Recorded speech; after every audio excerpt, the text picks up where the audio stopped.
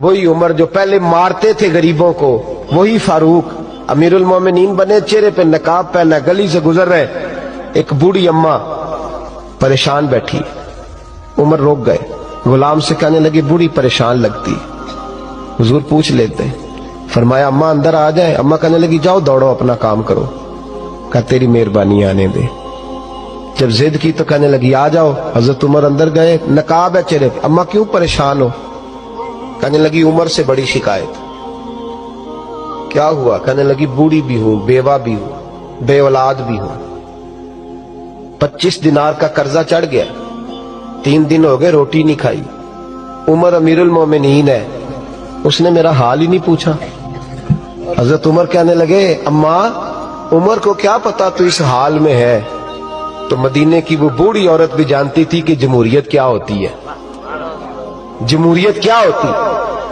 اماں عمر کو کیا پتا کہ تو اس حال میں ہے؟ تو وہ اماں بولی، کہنے لگی کیا کہا تم نے؟ عمر کو پتا نہیں؟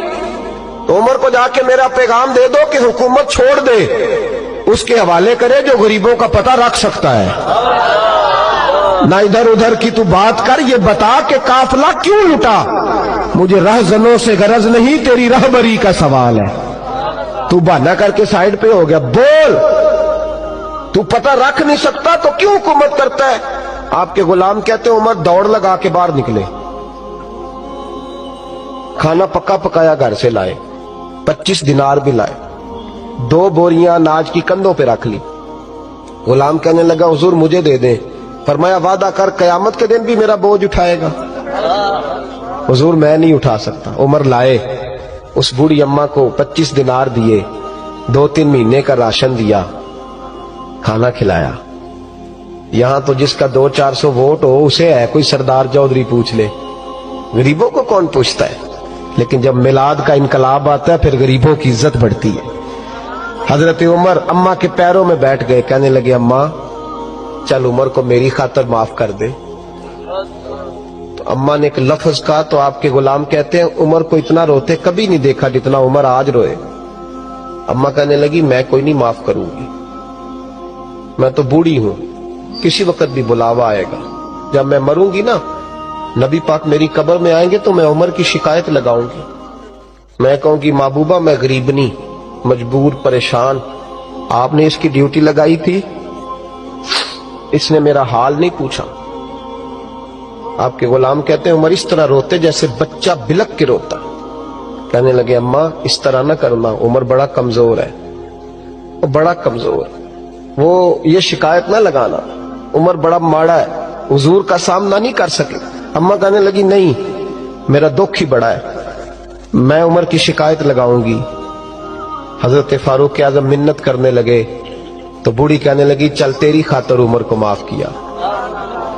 حضرت عمر کہنے لگے مجھے لکھ کے دے، اماں کہنے لگی تم لکھ دو میں سائن کر دیتی ہوں۔ حضرت عمر نے لکھا فلاں بنت فلاں عمر سے ناراض تھی، پھر عمر نے راضی کر لی۔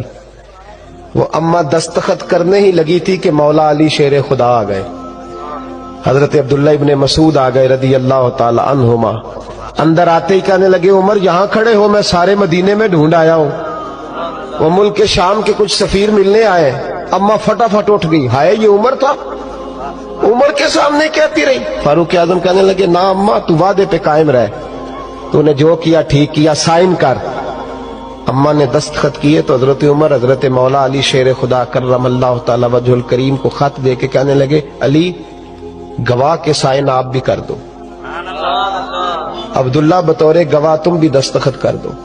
جب سائن کر دیے تو حضرت عمر نے رکا لپیٹا اور حضرت علی کو دے کے کہنے لگے علی مجھے امید ہے میں تم سے پہلے دنیا سے چلا جاؤں گا، جب میں مر جاؤں تو یہ رکا میرے کفن میں رکھ دینا، میرے نبی نے اگر پوچھا عمر میری امت کا کیا کر کے آئے ہو تو میں رکا نکال کے عرض کروں گا مولا ایک بوڑھی اماں